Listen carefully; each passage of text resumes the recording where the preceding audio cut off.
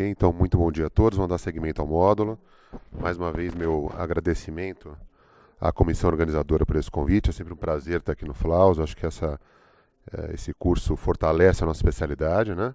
Então, a gente tem que estar sempre realmente valorizando muito essa reunião anual. Tá? Então, eu vou tecer alguns comentários nessa minha apresentação sobre a avaliação ultrassonográfica da dor na fossa ilíaca esquerda. Tá? Não existe nenhum conflito de interesse na minha apresentação. Então, eu acho que uma coisa interessante é falar do cenário atual, né? Uma das dúvidas que sempre se colocam em relação no cenário de emergência é qual o melhor método de imagem para avaliação ultrassonográfica na avaliação da emergência. Então, a gente tem nos grandes centros hoje a ultrassonografia, que sem dúvida é o método mais utilizado, a tomografia, a própria ressonância magnética, em algumas situações também se aplica, a medicina nuclear. Hoje a intervenção já vem invadindo também o ambiente da emergência, né? Então muitos não radiologistas nos perguntam, é comum nós sermos abordados, mas qual que é o melhor método, né, na emergência? A ultrassonografia, a tomografia, na verdade não tem o melhor método, né? Onde um método peca, o outro complementa, né? Então, o ideal é que os métodos se deem as mãos por bem maior que o diagnóstico do paciente, o diagnóstico assertivo, um diagnóstico claro, preciso, né? Agora, em âmbito emergencial, sem sombras de dúvidas, a ultrassonografia é o método de escolha na avaliação inicial, ponto, né? E para a maioria das condições, sobretudo no abdômen, né? Então, as vantagens todas da ultrassonografia, né, que nós advogamos e lidamos diariamente, então, exame de baixo custo, a questão da portabilidade, né? Hoje nós temos aparelhos do tamanho de uma pasta, né, que nós levamos para tudo que é lugar. Hoje, esse conceito de bedside ultrasound, né, quer dizer, hoje a gente faz o exame à beira do leito. Hoje nós temos aqueles pocket ultrassons, que hoje muitos colegas não radiologistas já usam no bolso, né, adoraram esse advento, né? A questão da segurança pela ausência de radiação ionizante, o exame não invasivo, enfim. Hoje, aparelhos com mais tecnologia, exames de boa sensibilidade, especificidade. Nos aparelhos portáteis, antigamente, o Doppler não era de tão boa qualidade. Hoje a gente já tem aparelhos portáteis, inclusive ultrassons pockets com um Doppler bastante sensível, né? O contraste de microbolhas veio aí, quer dizer, ainda não é usado em escala razoável, né? Em âmbito emergencial, mas sem dúvida temos aí uma avenida, né? Por que não esse contraste de microbolhas nos próximos anos não pode invadir o âmbito emergencial, né? Não raro, o Paulo Savoy trabalha comigo lá no Einstein, o Fábio, é muito comum chegar em exames de ultrassonografia para a gente vai olhar a história do paciente e a gente vê que não tem história. O paciente não tem história. Quer dizer, hoje os clínicos e cirurgiões consideram a ultrassonografia um método tranquilamente complementar ao exame físico, às vezes antes do exame físico, não é, Paulo? Então, e o exame operador dependente, mais operador dependente que os outros, como o Jorge já falou, já apontou muito bem na sua apresentação. Tá? Então, vantagens como essas, né? Quer dizer, nós temos aqui aparelhos pockets, né? Que estão aí chegando com força total, aparelhos portáteis, em detrimento dos tomógrafos, que têm, lógico, suas vantagens, mas o ultrassom vai a qualquer lugar e realmente fascina a todos no âmbito emergencial. Tá? Então, agora, falando um pouquinho realmente da dor abdominal. Então, no que diz respeito à dor abdominal, é a condição patológica mais comum que traz os pacientes das suas casas, né, para o atendimento de emergência, né? Sobretudo devido ao grande volume em crianças e adolescentes. Acima dos 15 anos, a segunda causa mais frequente, tá? Mas no cômputo total, a dor abdominal é o motivo mais frequente, tá? Desses pacientes que têm dor abdominal e procurarão o pronto atendimento, cerca de 20% necessitarão de internação. E desses 20%, 10% serão operados. Ou seja, a gente vê que no âmbito, no ambiente, no leque de patologias de dor abdominal, a gente tem desde patologias de menor gravidade até patologias de maior gravidade que vão cursar com internação e cirurgia, e às vezes até internação em unidade de terapia intensiva, né?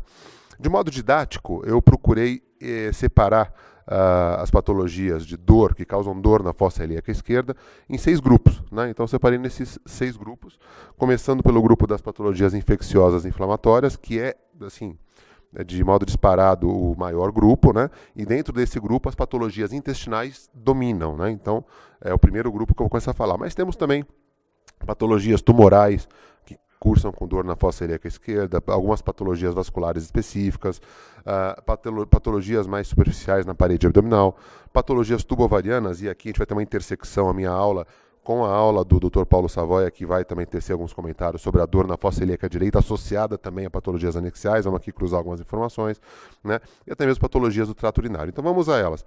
Começando pelas patologias inflamatórias infecciosas, né? Então, quando eu estou nesse grupo, eu me refiro sobretudo a quê? Aos divertículos, a doença diverticular, que também por si só já causa um desconforto na fossa ilíaca esquerda. Não é só a diverticulite, né, causador. Óbvio, a diverticulite é uma situação aguda, mas a própria diverticulose já gera um desconforto maior, geralmente do lado esquerdo, né? As diverticulites, as apendagites, gastroenterites, colites, a adenite mesentérica, que é uma condição muito mais frequente em jovens, crianças, adolescentes, geralmente mais sensível à direita, mas também pode haver uma predominância à esquerda. A doença de Crohn, aí salteada, mais vista também à direita, mas também pode ser virtualmente aparecer em todo o tubo digestivo, né? As retocolites, os abscessos, né? E lembrando, como eu já falei, que a grande maioria são patologias intestinais. Dado esse fator, que a grande maioria dessas patologias são intestinais, então vão ter alguns comentários sobre a avaliação das alças intestinais. Eu fui residente nessa casa, e já ia há mais de uma década, né? E quando eu era aqui residente ainda, não os professores daqui, né? Aliás, o Dr. Fábio era meu colega de turma, com muito prazer, né? Algumas pessoas, alguns colegas advogavam que o ultrassom não era um bom método para avaliar a alça intestinal. Não os nossos professores daqui que já viam isso na frente, mas não, o ultrassom é bom para a alça intestinal, realmente não é um bom método. A gente ouvia isso, muitos colegas, inclusive, têm isso na cabeça. Isso hoje caiu por terra, né? A gente tem a evolução dos aparelhos, uma evolução inequívoca, né? Os aparelhos realmente hoje infinitamente melhores do que eram há 10 anos atrás, 15 anos atrás, né? E a expertise também do radiologista foi melhorando. Então, de modo hoje que a ultrassonografia é sim um método bom para avaliar muitas das condições intestinais. Lógico que não todas, tem os perfis diferentes dos pacientes, né? Mas hoje a gente consegue fazer boas avaliações de um leque grande de patologias intestinais, tá? Para a gente reconhecer o intestino anormal, a gente tem que conhecer o intestino normal, né? Não é que eu vou saber o que é anormal. Então, a gente vai passar aqui na frente as características do intestino normal. Uma dúvida que se impõe sempre é, qual transdutor eu uso? A gente já tem algumas aulas, já perguntou isso aqui. Então, na verdade, não tem o transdutor certo, né? A gente usa geralmente o transdutor convexo, que é o de frequência menor, a gente vai ter uma profundidade maior, os transdutores lineares, né? E até mesmo o transdutor endocavitário, né? Como a gente tem na dor na fossa ilíaca esquerda, a gente consegue avaliar tanto patologias anexiais como também algumas condições intestinais, tá? Na avaliação intestinal, quer dizer, o intestino tem gás, tem líquido, a gente tem as outras alças interpostas. Então, o que a gente tem que fazer? O grande segredo da técnica na avaliação ultrassonográfica é comprimir e varrer a barriga, né? Então, a gente tem que comprimir, tirar o gás da frente, tirar outras estruturas da frente e varrer no sentido horário, no sentido anti-horário, transdutor para cima, transdutor para baixo, tá? E também diretamente no ponto de interesse, tá? Aqui eu até peguei aqui um slide aqui que até eu gostei muito aqui do Dr. Paulo, colocou em uma aula, e eu confesso que eu copiei exatamente o que ele colocou na aula dele, porque eu achei muito interessante isso. É importante a gente saber a assinatura do tubo digestivo, né? O tubo digestivo tem uma característica clássica, né? Então as camadas, e cada camada com uma espessura específica da parede. Então nós temos que conhecer isso, o que é normal, para identificar o que é alterado. Isso é ponto pacífico, tá? O peristaltismo, né? Quer dizer, o intestino tem uma peristalse característica. Então, se você tem uma aperistalse ou você tem uma hiperperistalse, tem alguma coisa errada, né? A gente tem que saber o que é normal. A questão da compressibilidade. O intestino normal é compressível. Então, a gente comprime, ele vai colabar as paredes, né? Se ele tem uma incompressibilidade, uma redução da compressibilidade, naturalmente estamos frente a um intestino com área de patologia, né? A questão de distensão, né? Quer dizer, o intestino muito distendido ou pouco distendido, também isso, o conteúdo líquido, o conteúdo pastoso, enfim, tudo isso inclui aqui a assinatura do tubo digestivo, né? E lógico, estou avaliando o intestino, não vou avaliar só o intestino, vou avaliar o que há ao redor do intestino. A gordura perintestinal, linfonodos, massas adjacentes, estruturas vasculares, estruturas anexiais, né? O papel do Doppler também, tanto para o intestino quanto para as estruturas adjacentes, tá? Então aqui um esquema bastante legal em que nós mostramos aqui um esquema de um corte axial do intestino e a correlação com o corte axial ultrassonográfico. Nós vemos aqui uma total superponibilidade aqui das imagens, né? Então nós vemos que ultrassonograficamente nós temos um sanduíche, né? Um sanduíche de camadas, né? Então nós temos uma camada hiperecogênica, uma camada hipoecogênica, uma hiperecogênica, uma hipoecogênica e uma hiperecogênica, né? Então, tirando as musculares, a camada muscular da mucosa e a muscular própria, todas as outras são hiperecogênicas, tá? Então esse é o aspecto normal do intestino, tá certo? Olha aqui, então essa aqui é o que a gente tem que saber. Isso aqui é a assinatura do intestino normal, tá? Então, conhecendo o intestino normal, vamos para o intestino anormal, né? Que é o que nos interessa. Uma coisa interessante, uma vez que uma alça intestinal é identificada na ultrassonografia, o que pode não ser identificada. De repente eu posso ter um paciente obeso, um paciente com muito gás, um paciente com muita dor que não me permita comprimir muito esse abdômen, né, Jorge?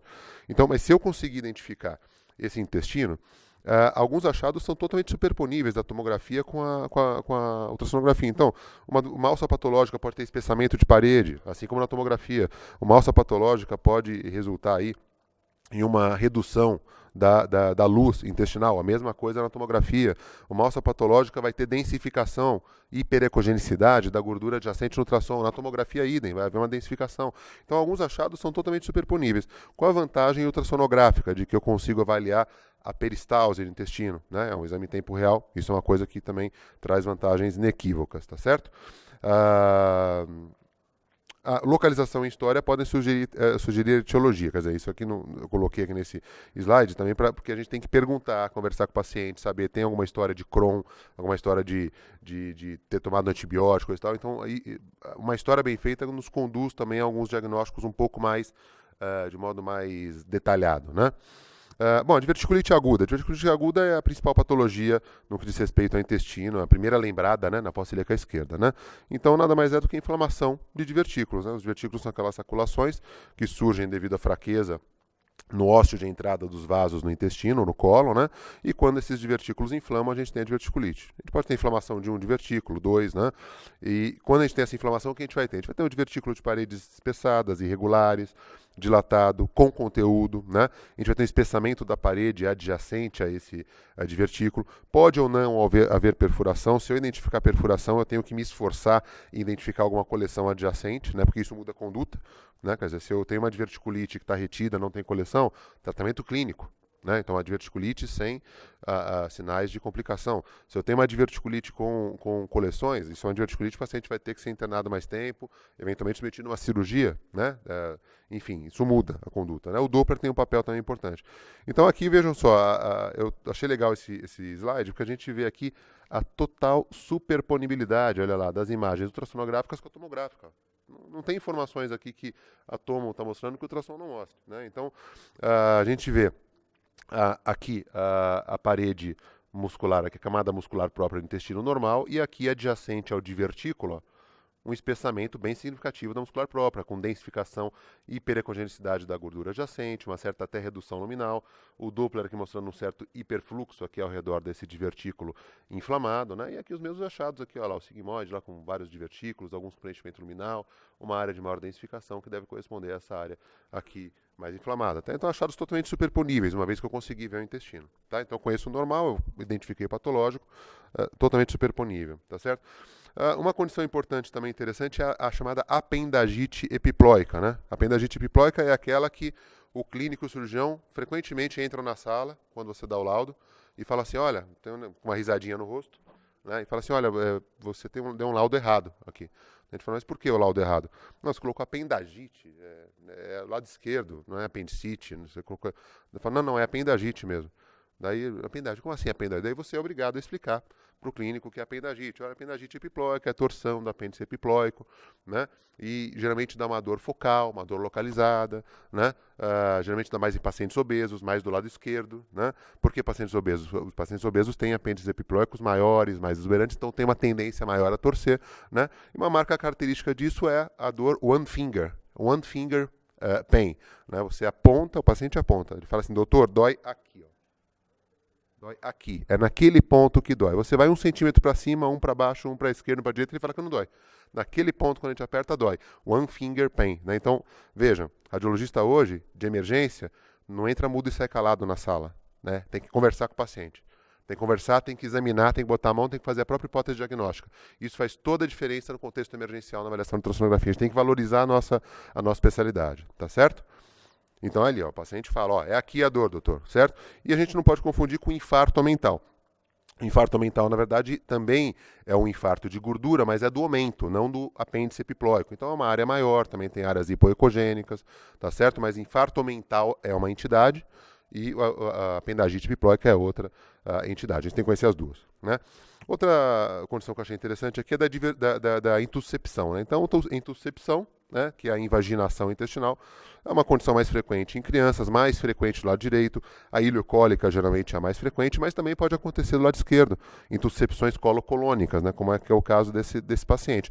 Uma marca característica, a criança teve dor à noite, às vezes acordou por conta dessa dor, os pais se referem que teve diarreia com sangue, às vezes com aspecto de geleia de morango, né? Isso é uma coisa muito frequente. E uma coisa interessante é que às vezes a gente está fazendo o exame e identifica esse aspecto que a gente chama de olho de boi, ou casca de cebola, né? Se a gente olhar assim, parece uma casca de cebola ou olho de boi.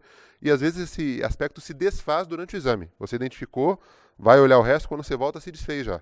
Então isso, essa migração é uma marca da intuscepção. A gente tem que conhecer bem essa entidade também. A linfadenite mesentérica, né? Então a linfadenite mesentérica, paciente geralmente também nesse grau de exuberância, crianças e adolescentes, tem um sistema linfático mais exuberante, geralmente com infecção de vias aéreas superiores, né? E em criança, uma infecção de vias aéreas superiores também culmina com uma multiplicação, uma proliferação, linfonodomegalias abdominais com dor, tá? Com dor. Então a gente vai ver aqui múltiplas linfonodomegalias, fossa ilíaca direita, fossa ilíaca esquerda, periaórticas, né? Mesentéricas, né? E a gente não vai ver espessamento de alça, não vai ver apendicite, não vai ver líquido livre, nada, só vai ver isso. E essa é a causa da dor. Linfonodos reacionais, tá certo? Diferentemente dos linfonodos cervicais reacionais, que tem hiperfluxo ao Doppler, no abdômen geralmente a gente não vê esse hiperfluxo. A gente vê múltiplos linfonodos aumentados, homogêneos, né? Então isso é o aspecto da linfadenite mesentérica, tá certo? As enterocolites que variam, desde enterocolites mais leves até mais severas, né? Então a gente pode ter um peristaltismo aumentado, né? Pode ter algum espessamento de alça, mas geralmente homogêneo, tá certo? Aqui é um exemplo, né? Aqui no caso aqui de uma enterocolite, componente possivelmente isquêmico, até tem uma imagem que a gente pegou os dois do Einstein, o Fábio apresentou na aula dele também, é do nosso arsenal lá dos casos do pronto-socorro, tá? Então um caso um pouco mais exuberante, né? Mais grave, tá? A doença de Crohn, então lembrando que a doença de Crohn tem a característica de ser uma doença de acometimento transmural, tá? Geralmente mais na fossa ilíaca direita, a válvula ileocecal é o aspecto, o lugar característico, mas a doença de Crohn pode atingir todo o tubo digestivo. Então pode também ter uma dor na fossa ilíaca esquerda associada à doença de Crohn, sim. Então perguntar sempre a história é interessante. Tá? Tem alguma doença inflamatória intestinal? Ah, tem o Crohn, doença de Crohn. Vão investigar o intestino. Se for Crohn, pesquisar fístulas ativamente. A doença de Crohn é uma doença que fistuliza com muita facilidade. Então, dá uma olhada em fístula, ver se tem líquido ao redor, né, Jorge? Pra gente, que é uma coisa muito comum de ocorrer, tá? Então é a nossa obrigação procurar. Bom, passamos o principal grupo, que é das doenças infecciosas inflamatórias, vamos para os outros grupos menores, tá? Então, doenças tumorais. O ultrassom não é o melhor método para avaliar tumor de intestino, né? Mas em algumas situações a gente pode fazer diagnóstico de uma maneira, inclusive, às vezes muito precisa, tá? Não é o método de escolha, mas pode acontecer de uma maneira incidental ou às vezes até dirigida, tá certo? Então, alguns processos como lesões polipoides. Se eu tiver espessamento de parede, para eu pensar que esse espessamento de parede é tumoral, geralmente é um espessamento que não é concêntrico, é um espessamento mais segmentar e mais irregular, um espessamento mais feio. Então é diferente da colite, que é um espessamento mais homogêneo, tá? Às vezes massa que pode pegar a parede, uma massa que pode se estender além da parede, né? Processos expansivos extraintestinais também, que às vezes você tem uma massa comprimindo o intestino e dando sintomas intestinais. Eu tenho que olhar também extraintestinal. E as lesões pseudotumorais, que parecem tumores, mas não são. Aqui eu trouxe 3 imagens interessantes em que a gente avaliou de uma maneira muito precisa alças intestinais, né? Com transdutor transvaginal, né? Então, transvaginal para dor na fossa ilíaca esquerda não é só doença anexial, avalia bem o intestino. Vejam esse aqui de cima, né? Então a gente vê, olha lá, essa lesão aqui, essa massa, né? Ó, bem aqui heterogênea, uma lesão feia aqui, aderida aqui ao reto sigmoide. Isso aqui é uma lesão pseudotumoral, uma lesão de endometriose no sigmoide, identificada pelo ultrassom transvaginal, tá? Aqui embaixo, vejam, é um pólipo, olha lá, um pólipo bem bonitinho, pediculado, ó, né? Visto no ultrassom transvaginal, bem visto, né? Daí, lógico, eu não vou conseguir dizer um nódulo benigno no ultrassom, mas eu vi que tinha alguma coisa. né? Então vai fazer uma tomografia, fazer uma colonoscopia, esse é o papel do ultrassom, tá certo? Antigamente nem se olharia isso, hoje a gente consegue direcionar. Esse paciente ganha tempo, esse paciente é bem conduzido, tá? Aqui, por exemplo, olha lá, linfonodomegalias na gordura periretal. Era um paciente com câncer de reto sigmoide, a gente conseguiu ver muito bem as linfonodomegalias com uma gordura periretal mais densificada, tá? Então tem esse papel também, né? Um caso aqui muito interessante, paciente com dor na fossa ilíaca esquerda há 3 semanas, um caso mais arrastado, né? Foi fazer um ultrassom de abdômen, né? E na avaliação inicial, eu já começo pelo lobo esquerdo. Essa lesão aqui, que uma cara meio esquisita. Lesão nodular com cara secundária, tal. Falei, pô, isso aqui é secundária, paciente um pouquinho emagrecido e tal. Olhando o resto, falei, deixa eu dar uma olhada no intestino. Não sei se eu vou ver alguma coisa, né? Até pode ser meio pretencioso em tentar achar alguma coisa. Mas olha lá, transtorno linear tem essa areazinha nodular aqui, ó. Né, eu apertando ali, deu para ver bem, né? Olha lá, deu até para medir, ó, essa área nodular, ó, 1,3 centímetros, lesão pequena, né? Será que é alguma coisa, não é? Conclusão no laudo, olha, pequena lesão nodular com achado adicional, no reto sigmoide e tal, conveniente complementar a investigação com uma colonoscopia. E acabou sendo um tumor, realmente já tinha uma metástase e esse paciente está curado hoje. Tá? Até ele passa todo ano lá no Einstein lá para levar um bombom para a gente, o senhorzinho. Tá? Então, vejam, não é o exame de escolha, mas às vezes, se a gente puder avaliar, é nosso papel. Né? É nosso papel tirar do método o máximo que o método pode nos oferecer. Né? Não o que a gente quer, mas o máximo que o método pode oferecer. Algumas alterações vasculares, pena que o Peter não está aqui para nos acompanhar. A dor na fossa ilíaca esquerda não é assim, a causa vascular, né, tirando isquemia mesentérica, intestinal, não é geralmente uma causa frequente de dor, mas também pode ocorrer em algumas situações. Então, tanto em artérias quanto em veia. Então, no caso das artérias ilíaca comum e externa, sobretudo, né, pensar de repente no aneurisma, numa dissecção, em uma estenose importante, uma oclusão, veia ilíaca comum, veia ilíaca externa, né, uma trombose, eventualmente pode cursar com algum dor, desconforto e edema no membro, né? Então, aqui é um exemplo, ó, um paciente com oncológico, uma paciente oncológica grave, com uma massa pélvica, né? Já no estado de hipercoagulabilidade, já inerente ao tumor, ao tratamento quimioterápico, né? Chegou com um baita edema no membro inferior esquerdo e um desconforto pélvico. Esse desconforto pélvico talvez possivelmente associado à própria lesão tumoral mesmo, né? Mas a gente não se limitou a fazer o exame abdominal, né? Vamos dar uma olhada, tem esse edema também. O emergencista tem que ter essa alma de emergencista e olhar. Então tinha uma trombose na veia ilíaca comum esquerda, né, com extensão ao membro inferior, tá? Aqui um caso bastante que me chamou muita atenção, uma paciente soropositiva, uma paciente grave de 50 anos, né? Ela estava com um retransplante renal, ela fez a direita, perdeu esse enxerto, refez o enxerto à esquerda, e daí no terceiro PO apresentou uma dor súbita na fossa ilíaca esquerda, tal, pediram ultrassom de abdômen. Vamos fazer ultrassom de abdômen, vamos dar uma olhada no enxerto meio sem fluxo, dá uma olhada na veia ilíaca comum, patente, artéria ilíaca externa trombosada. Então teve um trombo, uma oclusão aguda em 3 dias pós-operatório de enxerto, né, com extensão artéria femoral comum. Fizemos esse diagnóstico, isso foi no meio da tarde. Essa paciente, ainda bem que nós fizemos, comunicamos o médico, o paciente ia para a cirurgia de manhã, à noite essa estenose rompeu, essa paciente teve um sangramento maciço, chocou à noite, o diagnóstico que a gente fez aqui. A sorte é que eles já sabiam que era daqui, né, o sítio. Operaram essa paciente, o paciente estabilizou, está bem hoje, fez outro transplante, mas enfim, uma situação inesperada de uma dor na fossa ilíaca esquerda. Então a gente não pode, a gente tem que abrir o leque. Quem está na emergência tem que abrir o leque. É nossa obrigação fazer isso, né? Patologias da parede abdominal são mais frequentes do que a gente geralmente imagina, né?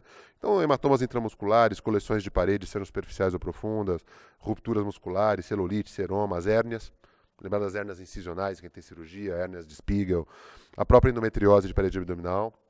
Então, começando aqui o caso, olha lá, endometriose de parede abdominal. Então, paciente que tem história de cesariana, está com uma dor na fossa ilíaca esquerda, né? A gente já sabe que tem endometriose, né? Fiz o exame intraabdominal, não vi nada.